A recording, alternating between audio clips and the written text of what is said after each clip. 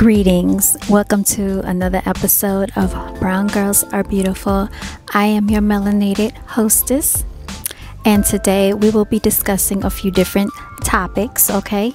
Of course, you all are aware that I have been covering the CVID situation for maybe like the past couple of weeks. And before we begin, I would like to say das Wetter ist sehr schön. It is about 84 degrees out here. The breeze is blowing, the wind is flowing. You can see the greenery behind me. And of course, I am wearing green today. If you want to say the color green, you would say grün. So I'm going to give you a quick sentence. Das ist grün. That is green, okay? Let's go through the colors real quickly. We'll do the colors of the rainbow, okay? So Roy G. Biv. That's how I learned it in 4th grade when I lived in Germany. So let's go down the line. Red, rot, orange, orange, gelb, yellow, grün, green, blue, blau. I don't know what the word is for indigo. Purple, lila, okay? And then if we want to say weiß, of course that's white. Grau, that's gray.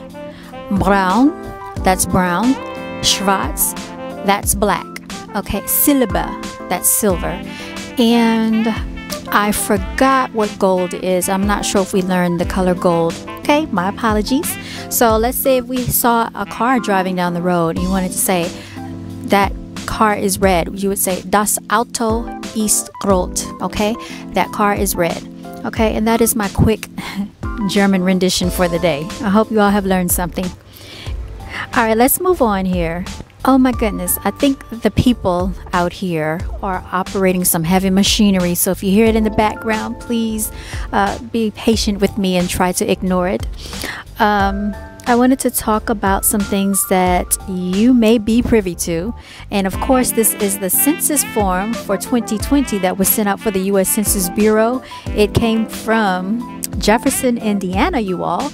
And here it states that it is required by law to be filled out and completed, okay? It is mandated, you all. I found one of these in the trash the other day. So I don't know if you want to complete that or not, but just be very wary and careful, okay? And I just want to let everyone to know to be careful with your loved ones in the hospital. I've had people in my immediate family that have undergone certain situations that have been quite scary, to say the least. I experienced a situation with one of my relatives who suffered from diabetes. He went in for a simple procedure. He had an infection in his foot. Frostbite is what happened. They ended up taking a part of his foot off, okay?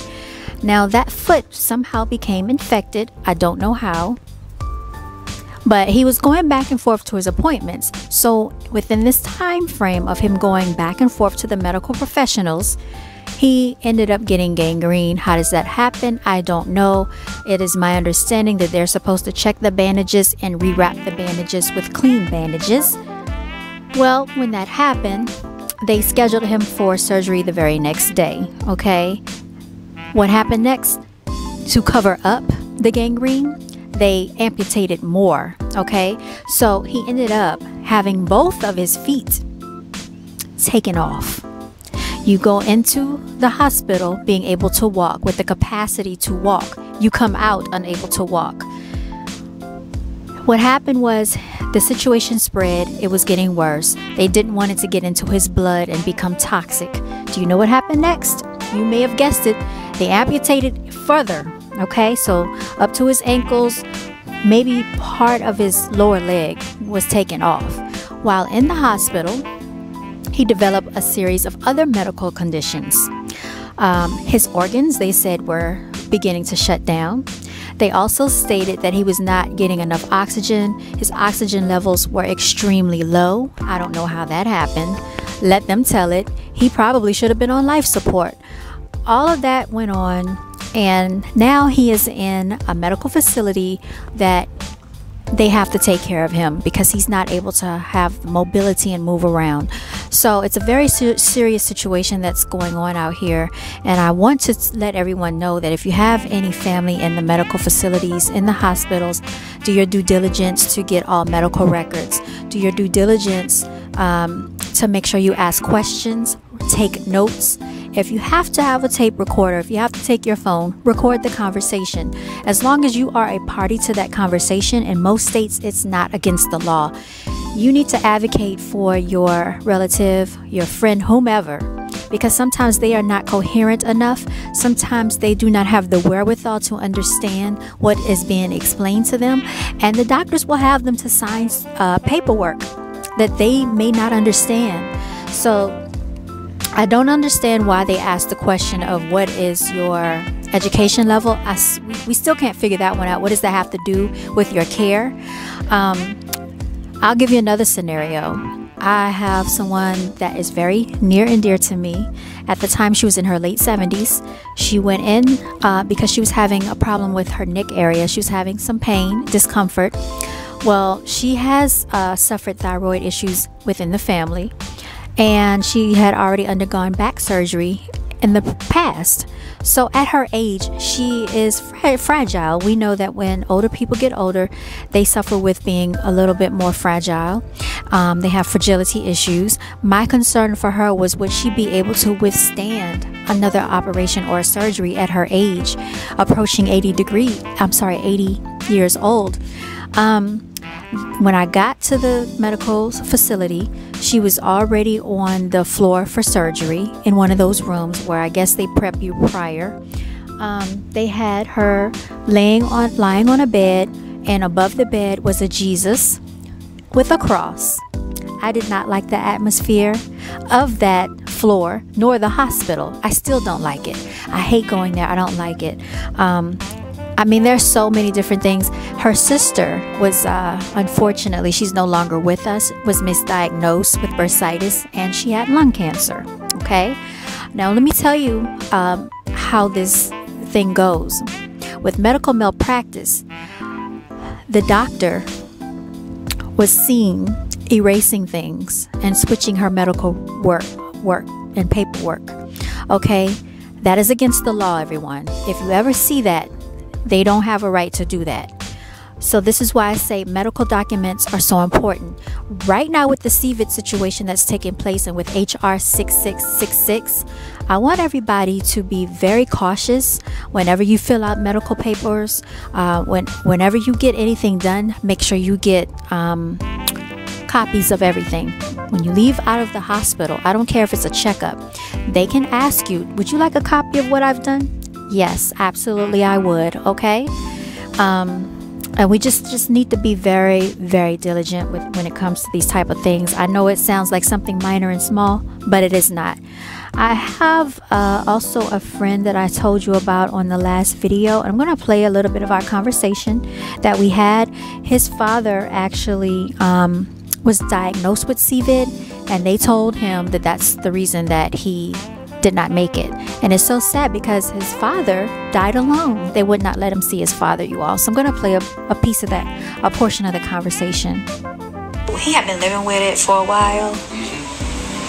With your daddy, what before he had that, was anything else going on with him? He had multiple sclerosis. He had multiple sclerosis. And then what happened after that? Nothing. Yeah, I got a case on her. Huh? I got her case out on her. So after he had been living with it for a while? Yep. And then he just like, all of a sudden? Just crashed, yeah. That's crazy. It was going fine until this, you know what I'm saying, came upon. That's crazy. So then he's just started feeling bad or something? I mean, like, I guess so, yeah. But they wouldn't even let me go inside and see him or nothing. I couldn't even see him like when he died. Okay, so you just heard him say that he could not even go see his father after his father passed away. Do you understand what is going on here? Do you understand the magnitude of what is happening? there is another situation. This is a friend of mine who actually had to go in for some testing, and unfortunately she was being threatened by her doctor. Okay, you all, so just in case you have to face this in the future, this is what you could look forward to. You said you don't go, I have the right to call the authorities and send the health department out to your house, this and that, and they're gonna make you quarantine. They're gonna shut your house down and this and that, blah blah blah blah. I said, Dr. Anderson, I said you would do me like that. And then so she was like, yes. Like, LaVonna, it's gonna be okay. It's gonna be okay. He was like, I'm just gonna send you there, blah blah blah, and it's gonna be okay. It's gonna be okay. And girl, and I had got fucking real mad, and I was on the phone, so I had to go. Oh man. Yeah. So just imagine being threatened by your medical professional. She basically told me that they would send out authorities to her house if she did not get tested. So that's a very fearful situation. So just think about the HR 6666 as it applies to getting COVID testing, you all. It's basically like having martial law in your house, okay? And we're going to be exploring this. Like I said, I have not forgotten about the constitutional amendment, the power slides that I have for you all. That's coming next. We're going to talk about this because this is a very scary, trying, fearful time. A lot of people have gone out and they have gotten their artillery together because we don't know what to expect, okay? And so there you have heard several instances of how just the COVID testing, just how medical malpractice is basically exercised in this country. And then there are also instances where, if you don't believe me, go check it out, but the doctors are advocating to have medical malpractice suits not be brought up against them in the wake of COVID. So they're saying because COVID is in effect, that they should be void of having medical malpractice suits brought up against them, because they're having to make decisions that are out of the normal parameters of what they would normally do on a daily basis. I am not making this up, you all. This is very scary. So do your research and check it out. If I get a chance to look it up and show you that information, I certainly will. But I just wanted to bring this to your attention in case you're not aware of what's going on out here. Everybody, just be fruitful, be peaceful. People are out here barbecuing. People are out here enjoying their lives. They're going to the beach. They're just doing all the things that people should be doing in life. You hear the birds, they're chirping. Everything in nature is just so beautiful. We don't need a tyrannical situation coming into our homes, having us under quarantine, making us take a test. We're not experiencing symptoms. Did you hear what the president said? Did you hear what President Trump said about the COVID testing, you all? Basically, he said is if you shouldn't want the test, but if you think you need it, then you can take it. And if I find this clip, I'm going to play it for you because I thought it was so funny the way he said it. He's a funny character, you all. All right, so I found the clip. He said, and I quote, "If people want to get tested, they get tested." You know the president talks with his hands a lot. If you feel the need to be tested, go ahead and get tested, okay? If you feel like you're a COVID candidate, get tested. We're making tests available. We have our test kits. We have ventilators. We have plenty of ventilators, you all. We're making sure every American across the nation has access to the test kits. But let me stop. This is what this is what he said. I'm just gonna play this and then I'm gonna end. For the most part, they shouldn't want to get tested. There's no reason. They feel good. They don't have sniffles. They don't have sore throats. They don't have any problem. If they do feel there's something happening, they have the absolute easy. In fact, Ron DeSantis of Florida, the governor, doing a fantastic job in Florida. He said he's got a little bit of the opposite problem. He's got so much testing that people sit around and wait for people to come in, that they have a great overcapacity for testing, and there are numerous other states that have told me the same thing. That's, by the way, a good problem, not a bad problem, okay? Yeah, go ahead, please. You just heard it out of the president's mouth. If you feel like getting tested, get tested. If you don't feel like being tested, you shouldn't want to be tested, okay? You should not want that test, and they should not want to come to your house. They should not HR 6666 you, okay? And so everybody just get ready, be prepared. We need to get in training. We need to get out there on a battlefield, and melanated warriors, get ready. I'm going to close it off like this. I say shout out to all my melanated queens. Brown girls, stay beautiful. Shout out to all my melanated kings. Stay the warriors that you are. Bring up these little princes in training to be warriors, okay? Not everybody's meant to be a warrior, so just know your place, okay? If you need to play the damsel in distress, you do that. If you need to play the warrior, be the warrior. If you want to be a heroine, be a heroine. You do what the creator has designedly made you to do innately, okay? And make no mistakes for who you are. All right, everybody, stay healthy, stay happy, stay successful, exercise, eat properly, and Brown Girls Are Beautiful thanks you. I'll be coming back in a little while. You all take care and enjoy your weekend, okay?